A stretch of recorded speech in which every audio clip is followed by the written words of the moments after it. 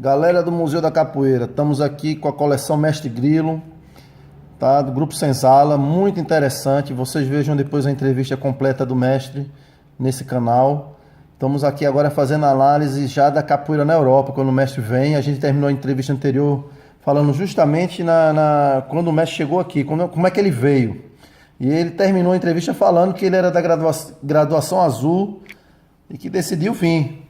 E aí a gente vai enquadrar um pouco aqui essa imagem no contexto aqui da Capo Europa, né? Da capoeira europeia, da capoeira que chegou aqui na Europa. Mestre, o senhor pode identificar, pode usar aqui assim a mão mesmo na própria foto, quem são esses capoeiristas que estão aqui nessa foto, nessa imagem, mestre? Bom, aqui começando aqui, esse cara aqui, tipo eu mesmo, no tempo que eu tinha cabelo. Como a gente falou, eu cheguei com corda azul, né, graduado, primeira corda de graduação. E eu falei, tinha um papelzinho com endereço, Paulo Siqueira, Hamburgo. Aqui é o mestre Paulo Siqueira. Era o cara que recebia a galera que fazia os primeiros eventos internacionais de capoeira na Europa. Hamburgo, Paulo Siqueira. Aqui, Paulinho Boavida, que era do mesmo grupo de mim, com o mestre Garrincha. Paulinho Boavida fez um grande trabalho na França, Paris também. Duende, de Salvador, um grande capoeirista também, que nesse período ainda era também Grupo Senzala. Isso aqui foi basicamente nos anos 1991, se eu não me engano, um evento que o mestre Dodô com o Galã fizeram em Estrasburgo, no qual trouxeram o mestre João Pequeno. E era o Resgate, se eu não me engano, era o nome do evento. Foi um grande evento. Isso aqui era numa catedral lá em Estrasburgo, a gente fazendo hora de rua, e um grande capoeirista, mestre Cobra, hoje falecido também, de Belo Horizonte, de Minas Gerais. Mestre Cobra também, foi um super capoeirista, e eu me identifiquei muito com ele também, a chegada aqui na Europa.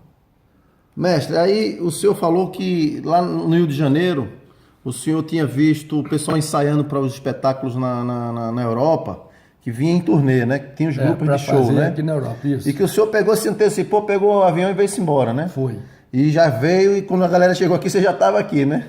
Foi. Ou seja, aí como foi esse seu início assim? Como é que foi essa adaptação à Europa? Como é que o senhor viveu isso? Bom, nesse período, os grupos existentes eram muito poucos e poucos alunos. Então, a gente vivia basicamente de apresentação, roda de rua e de alguns festivais que já existiam. Como eu já citei, o evento de verão em Hamburgo, Paulo Siqueira, e daí começou a fazer o mestre Samara junto com o mestre Marreta em Amsterdã também. Então, era inverno, verão. E no meio tempo, tinha que correr atrás de fazer show e algum estágio quando se podia, porque o grupo ainda era pouco existente. E quando eu cheguei, foi em 89, era o período da lambada. Ah, para quê? Eu tinha acabado de vir de Porto Seguro, de Arraial da Ajuda, já tinha aprendido a lambadinha lá, aí cheguei em Hamburgo, fiquei com o Paulo Siqueira uns 2, 3 meses, os caras me chamavam já de lambadinha. Aí já ganhei um dinheirinho fazendo showzinho de lambada. Com o Dodô mesmo, a tia dele tinha um grupo de show em Munique. Já fui para Munique. Já trabalhava com a galera lá, fazendo lambada e capoeira. Então era assim. Esse período a gente fazia muito show. A Alemanha era o maior berço de show, pagava-se muito bem. E a gente coletava a galera que estava espalhada pela Europa para fazer esses trabalhos. Eu viajava às vezes 8, 10 horas para fazer meia hora de trabalho, 1 hora de trabalho, às vezes 10 minutos de trabalho. Mas era o que compensava e a gente ganhava dinheiro assim. Nossa vida era essa aí. Ô mestre, acho legal isso aí, interessante. Aí o mestre está falando aqui a gente tem o testemunho do mestre Lua Rasta, por exemplo, que ele também veio muito nesse sentido, e a sobrevivência era dentro do show e desses grandes eventos, né? Mas houve assim grupos profissionais também a nível de espetáculo, como o mestre Camisa Roxa, né? Sim. Que isso também era, digamos assim, uma forma de se chegar muito capoeirista aqui na Europa. Pois, então, por exemplo, o mestre Camisa Roxa com o Martinho Fiuza vieram com um grande grupo de Salvador, que eram 20, 30 artistas, se eu não me engano, muito grande.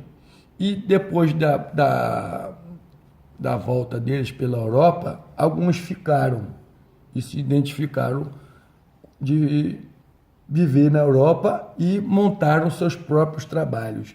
E eram grandes amigos e grandes concorrentes, porque ambos eram do mesmo grupo e se desligaram para montar cada um sua empresa. Ou seja, a sua companhia de espetáculo De espetáculo, justamente. Tanto que hoje eram mestres de capoeira, mestre camisa roxa, e o Martinho Fiuza. Pouca gente escuta sobre o Martinho Fiuza, porque ele se retirou um pouco da cena da capoeira, mas nunca deixou de trabalhar com a capoeira. Até hoje ele tem grupo de capoeira. Ele vive aonde, mestre? Em Munique. Munique, ele tem ou seja, ele é dos pioneiros e um dos grandes, digamos assim, Percussores da capoeira na Europa. da capoeira na Europa. É. Mestre Martinho Fiuza. É isso. Certo. Como é o nome do grupo dele, mestre? Ele tem... Não posso dizer. Ok. Não, como eu falei, nome para mim não claro. É. Aí, mestre, e nesse período aí, ou seja, o mestre Camisa Roxa tinha o seu irmão Camisinha, né? Que nessa período era do grupo Senzala ainda? Sim. Nessa período aqui? Ainda era. Mas, por exemplo, o mestre Camisa Roxa, eles, com o Camisa, eles tinham suas formas distintas de pensar. Então, o Camisa era um cara meio duro na forma dele de pensar e trabalhar. Ele não tinha muito vínculo com o Camisa Roxa, que o seu irmão mais velho era bastante independente. Então, até mesmo o Camisa Roxa morava em Salzburgo, na Áustria.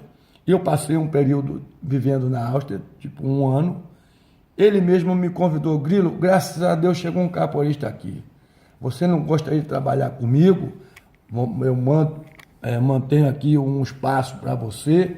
Ele queria, de qualquer forma, botar trabalho na Europa, que chegasse em capoeiristas. Ele tinha uma paixão enorme pela capoeira. Mas eu, infelizmente, naquele período chegando, com todas as minhas dificuldades, trabalhando sozinho na rua, pai e tal, e eu dei um toque com o meu mestre, falei, mestre Garrincha, como é que você acha que eu posso fazer um trabalho em conjunto com o mestre Camisa Roxa? O Garrincha me falou, ô Grilo, você já não está bem sozinho? Aí eu falei, entendi, mestre, não falei mais nada, também não falei pro Camisa que eu não podia, então eu estou aí, até hoje, dessa forma mesmo, sozinho. Sozinho e bem acompanhado, né? É tipo. Ô mestre, e aqui o mestre Paulo Siqueira, ou seja, o mestre Paulo Siqueira, ele, nas entrevistas que eu fiz com o mestre Lua Racha, tem a entrevista, vou botar o link aí da entrevista, mestre. Ele é uma das pessoas assim, muito importante também que fez essa grande ponte, né? Muito entre importante. E criou a Capa Europa, né? Que era um site da época. Né? Que a gente criou, na verdade. Porque eu lembro que eu cheguei em 95 e eu mandei uma carta pedindo para botar lá o registro do meu grupo e tal, lá para divulgar. Paulo Siqueira era um capoeirista também do Rio, teve uma formação de capoeira de subúrbio também, da comunidade onde que ele morava, e era um cara que veio para a Europa também e desenvolveu um trabalho de capoeira em Hamburgo e teve um grande sucesso. E ele criou um grupo também de música que chamava-se Favela, com grandes músicos brasileiros. Então ele tinha uma grande repercussão aqui dentro da Europa com a capoeira. Isso nos anos em que ano, mais ou menos? Nos anos 80, que década a gente está falando? 90. Década de 80, finais de 80 começo de 90. Justamente. Quando eu falei, os primeiros eventos de capoeira 87 foi na França, com o China, que era um aluno do mestre Peixinho. O China também, um grande percussor e da cultura brasileira e capoeira na Europa. Ele era Paris. Então, tinham 3 núcleos grandes. Eram Hamburgo, Paris, Amsterdã. E tinha um outro rapaz, que era o GG, mestre GG, em Berlim. Então eram 4 O pontos MSG era da onde, mestre? do Rio de Janeiro, Ok. Todo Rio de Janeiro. do subúrbio do Rio de Janeiro. A maioria do pessoal tudo carioca. Por coincidência, porque depois foi se descobrindo, foi conhecendo outras pessoas que já vinham de outras regiões, né? E aí foram chegando muita gente de outros estados do Brasil. Mas basicamente era essa galera que estava de carro-chefe da capoeira na Europa, nos finais dos anos 80, 86, 87. Aí já tinha o mestre Marreta também, que já era de outra origem, já Minas Gerais, né? Mestre, vamos passar aqui para essa... Paulinho Boa Vida. Paulinho Boa Vida, né? Ué, Ele era da mesma academia que o senhor falou, né? Era. Treinava no mesmo espaço, no mesmo lugar com o mestre Garrincha. justamente. Paulinho Boa Vida era, apesar dele ser capoeirista, ele era ator de teatro. Um grande trabalho que ele fez foi os Capitães da Areia. Com o trabalho Capitães da Areia, ele teve a necessidade de aprender a capoeira. Isso pro cinema? Não, teatro. Do teatro. Teatro, né? Uma representação da peça do texto do Jorge Amado. Então ele entrou para a capoeira pela necessidade de representar o personagem dele nos Capitães da Areia. E dali teve um grande sucesso. Então ele, ator, e depois veio para a França, produziu na França a peça Capitães da Areia, trouxe o Jorge Amado à França também. Então, um cara que representou muito bem a cultura brasileira e a capoeira em Paris.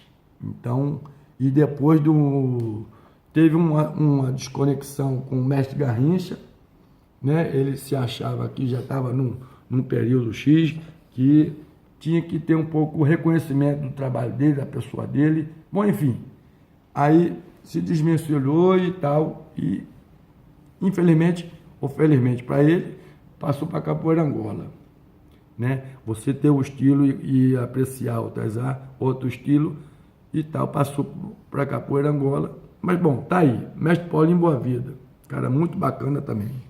Beleza. O Duende, né? Duende, Salvador. Okay. E aí o mestre conheceu ele aqui nessa roda ou já conhecia ele antes?